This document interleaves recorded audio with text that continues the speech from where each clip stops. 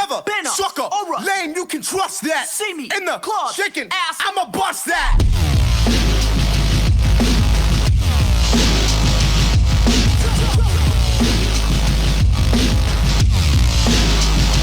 Bust that.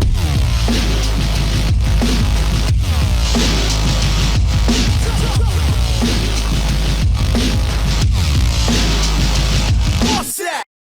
Steredenn, later upgraded to Steredenn Binary Stars, is a shoot-'em-up roguelike that excels at delivering a quick and fast dose of action mixed in with amazing music. The music was composed by Xander Noriega, and it doesn't disappoint.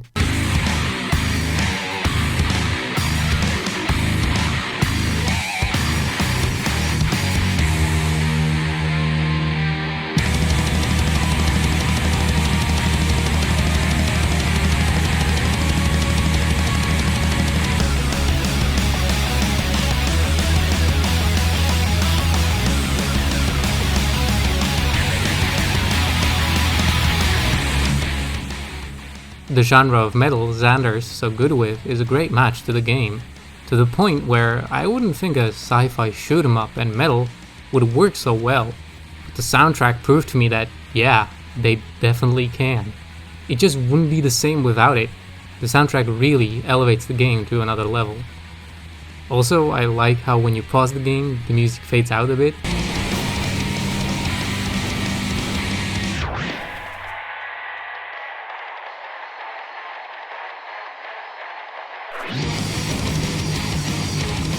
Or when you switch levels, it stretches out and back in.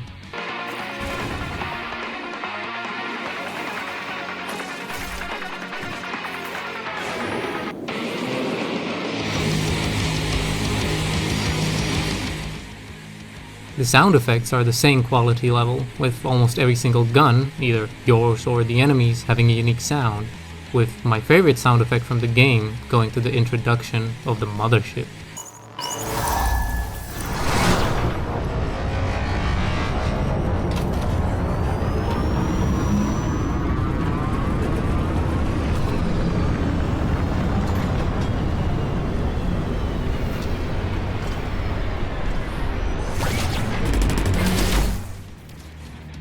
As for the visuals, the entire game is in glorious pixel art, with the backgrounds being a lot more pixel dense compared to the foregrounds, helping you tell apart the scenic from the dangerous. As for the quality of the pixel art, it looks great.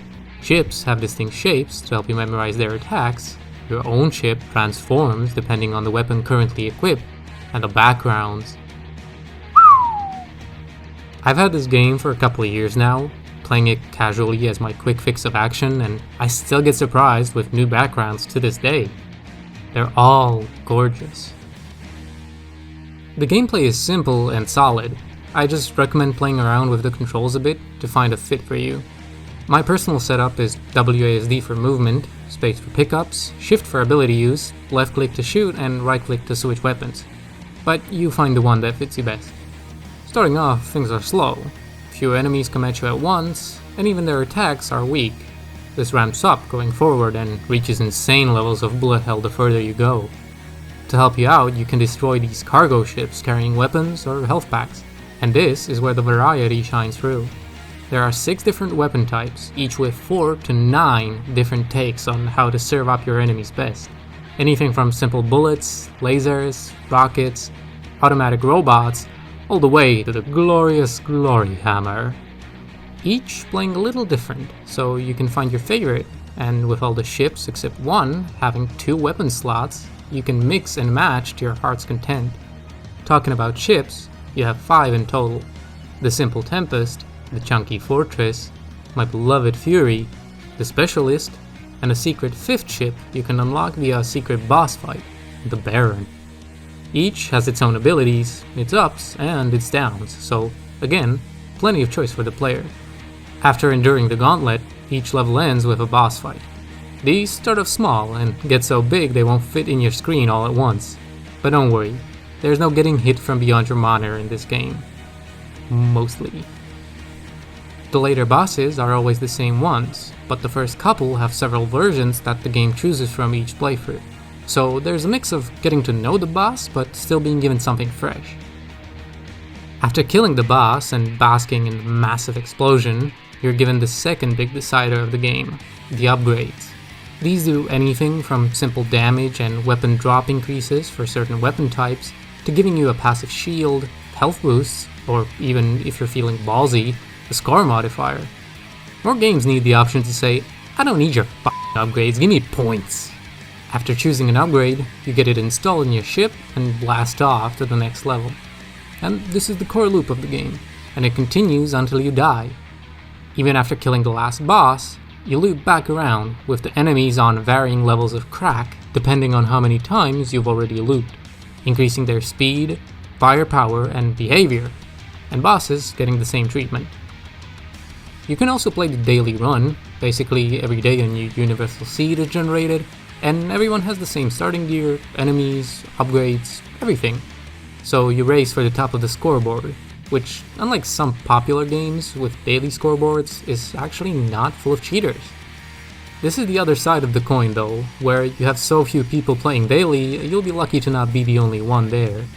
However, the game has a scoreboard for regular runs that's doing pretty fine, with the top few runs seeming pretty legit, so if you're a score chaser, go crazy by all means. Then you have Boss Rush, which explains itself, the arena where you can face off bosses you've already defeated to kill them in record time and also unlock an achievement. And co-op, meaning if you have a controller and a buddy to play with, you can enjoy the chaos together.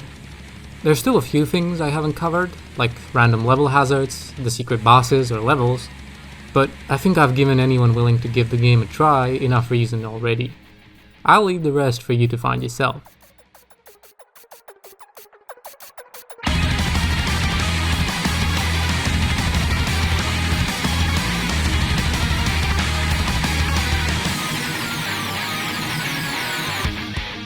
This is Steredenn Binary Stars.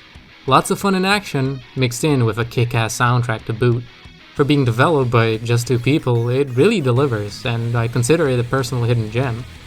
I love it, and I think you will too.